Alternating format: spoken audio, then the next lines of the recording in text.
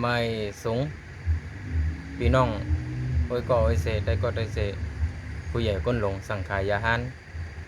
ทั้งเสียงทั้งหมดเหนือโซเชียลมีเดียออนไลน์ทั้งเสียงทั้งหมดนะกันเนาะย้อนนับย้ำตรงตักว่าไม่สูงนะครับเนาะก็เมื่อในข่าวใจไปเกี่ยวก็ได้มา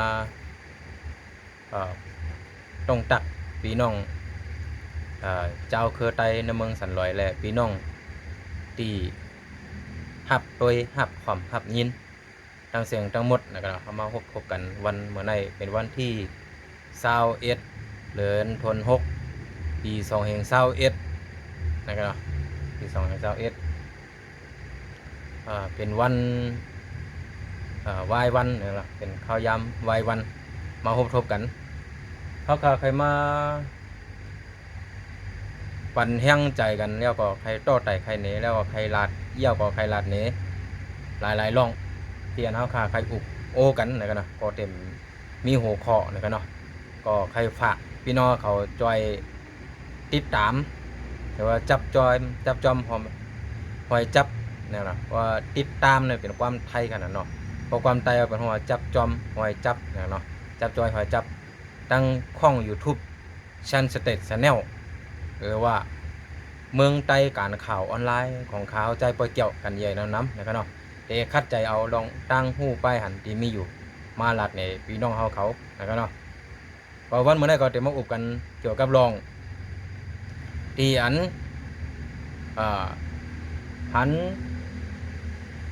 อันปันตั้งหันถึงหรือว่าอันไรเซ่เนเซ่ซ้อมหรือว่าอันไรคอยกันอันไรวาหั่งกันอยู่กูมือกับวันเนี่ยเกี่ยวกับรองไร้สดเกาหลี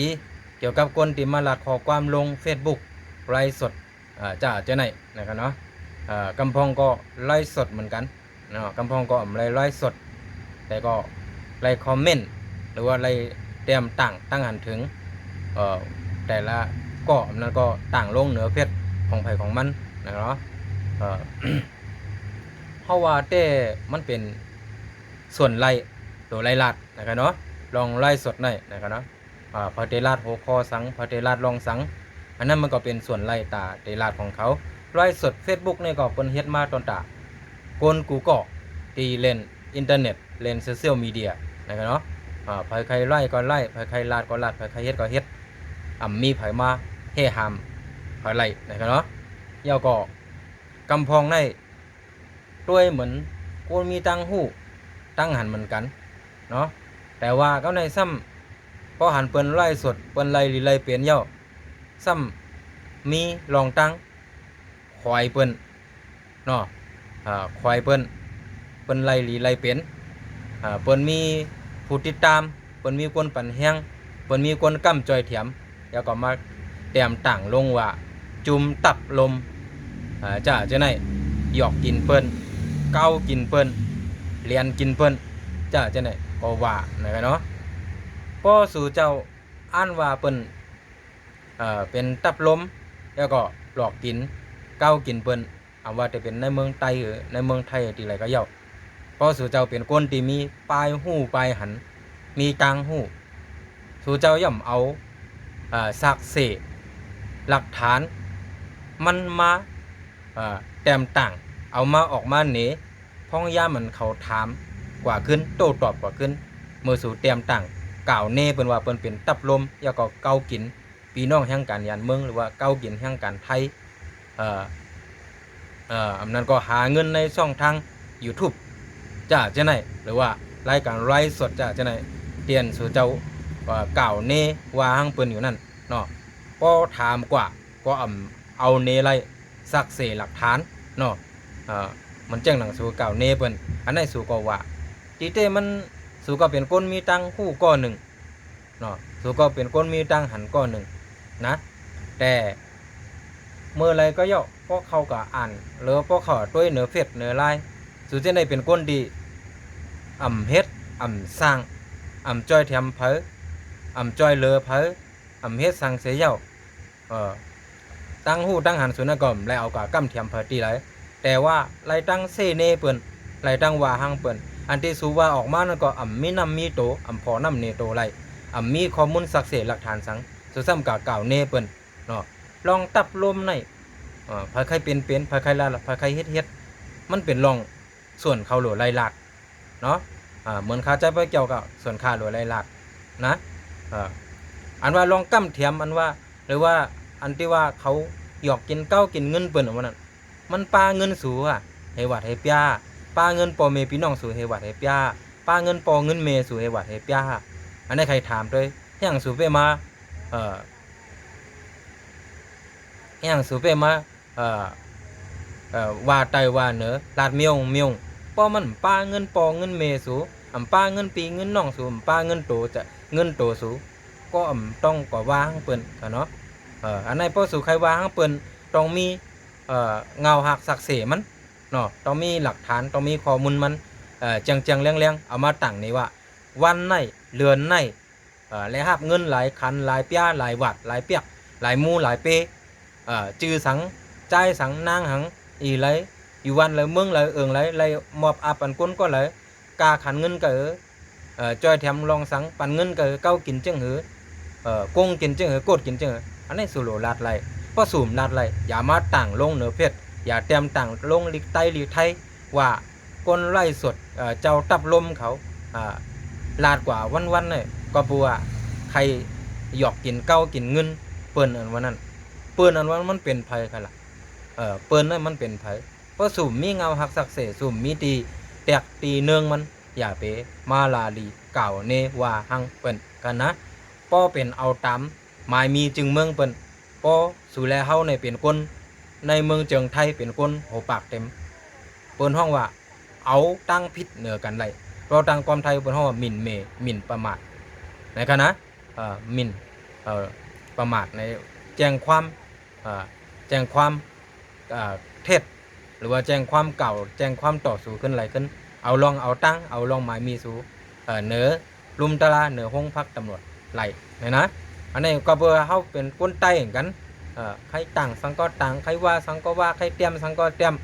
ตัวเก่าเฮ็ดไรซ้ำกับเซเมียวกับเซเนเปิ้นเมียวค่ะนะกำพองก็เป็นถึง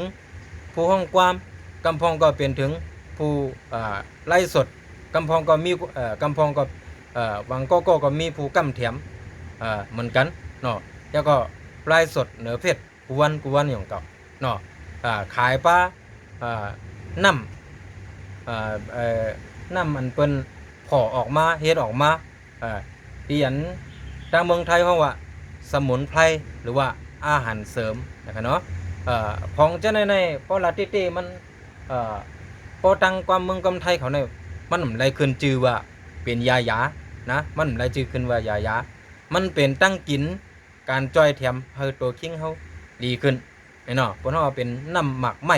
หมักตอกหรือว่าเป็นหักไม้หักตอกเตี่ยวมาเผ่อยเฮ็ดเป็นขึ้นมาจะในเปิดห้องว่าอาหารเสริมหรือว่า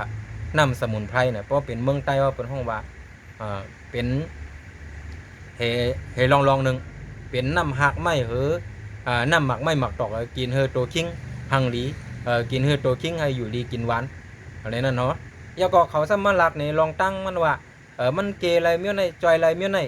เปลี่ยนอะไรเมี้ยนั่นเพราะว่ามันเกอะไรเต้ยาอะไรเต้เมืองไทยในหรือว่าในกำผาเนี่ยร้านขายยาก็เต็มมีขึ้นมานำกันเนาะโดยรู้ร้านขายยากูวันเนี่ย1ตำบล1เจตอน1จังหวัด1อำเภอ1หมู่บ้านร้านขายยามีมาก็คืออันไหนรายรับจากอย แต่รายรับจากกระทรวงสาธารณสุขลองป้ายอยู่หรือเมืองเปิ้นต้องก็เปลี่ยนยามาแต่อันที่เขามาโจงเนี่ยโฆษณาแล้วก็อันเขาลาดอยู่กูวันนั้นเตียนเป็นคนใต้เฮ็ดกันกว่าอยู่นะเปิ้นนำไรห้องขึ้นชื่อว่าเป็นยาแต่ว่าหับห้องอยหับห้องอยู่มันเป็นตั้งกินจ้าหนึ่งจอยแถมตัวคิงอากาศตัวคิงในเฮาไฮปออยู่ลีกันปุติเต้มันเปิ้นห้องว่าตั้งความไทยบอกว่าห้ามโฆษณาเกินห้ามโฆษณาเกินหรือว่าโฆษณาอันเป็นเท็จหรือว่าอันไม่จริงต่อโฆษณาเนี่ยนั่นเพราะตั้งความไทยเปิ้นห้องว่าห้ามจองหญ้าปันจองหญ้าลาดเกินว่าอันตั้งกินเจ้านั้นของเจ้านั้นว่าเป็นยาเนี่ยคณะก็บัวไรขว้างว่าเป็นยามันเป็นน้ำหมักไม่หมักตอกมันเป็นน้ำหักไม่หักตอกเนี่ยนะที่เมืองไทยเป็นเฮ็ดขึ้นมากันนั่นนะจะไหนเปิ้นไรห้องว่ายา แต่ก็เนี่ยเขาสามารถใส่ตั้งความใต้ว่าเป็นยาอันนั้นยาในกรุงมานีนั่นเฮ็ดออกมากรุงมานีในเฮ็ดออกมาไล่ปันขว้างจังหนจังไหนตั้งใต้เฮาแต่ลาดอะไรอยู่อัมมีไผก็ตั้งเอาตั้งผิดเขาอัมมีไผก็วางเขาเนาะเขาก็อ้างลองแก้มมันลองอันที่เฮ็ดออกมาว่ามันเป็นยาแกแกอะไรจังนั้นแกอะไรจังไหนจอยอะไรจังนั้นจอยอะไรจังไหนยาเต้าเหลียวจอยอะไรกูสำเสียนเปิงอันที่เขาเตรียมมาตั้งเสียงตั้งหมดนั่นเออมัน